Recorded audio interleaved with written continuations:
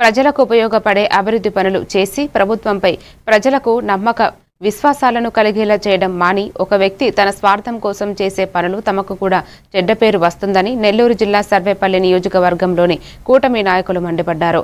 నిడిగుంటపాలెంలో శ్మశానం వద్ద జరుగుతున్న ఉపయోగం లేని పనులను ఎంపీటీసీ ప్రవళిక సాగునీటి సంఘం అధ్యక్షులు కుంచే శ్రీనివాస యాదవ్లు గ్రామస్తులతో కలిసి పరిశీలించారు.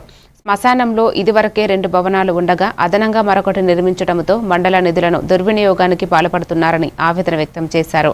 సమాచారం ఇవ్వకపోవడం ఏంటంటూ ఎంపీటీసీ ప్రవళిక ఘాటుగా ప్రశ్నించారు.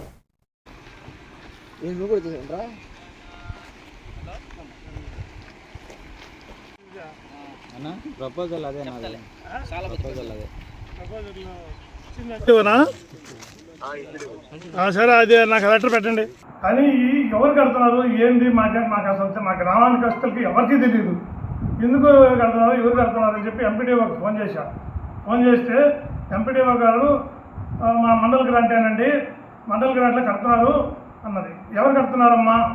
రాధాకృష్ణ నాయుడు కడుతున్నాడు అన్నది. ఆయన ఎవరమ్మా? 30 సంవత్సరాల నాడు నెల్లూరుకి కాపురం వెళ్ళిపోయాడు, మా గ్రామంలో లేడు. కానీ ఈరోజు ఎలక్షన్ జరిగినప్పుడు కూడా మొన్నటిదాకా అసలు ఆయన ఎవరు అసలు ఈ ఊర్లో కనబడడం కూడా లేదు. వైసీపీ ప్రభుత్వంలో అంతా కూడా ఎక్కడ అసలు ఆయన ప్రెస్ మీట్ కానీ ఆయన కానీ అసలు ఎక్కడ కనబడలా. ఈరోజు వచ్చి మండల గ్రాంట్ తీసుకుని ఆయన కడుతున్నాడంటే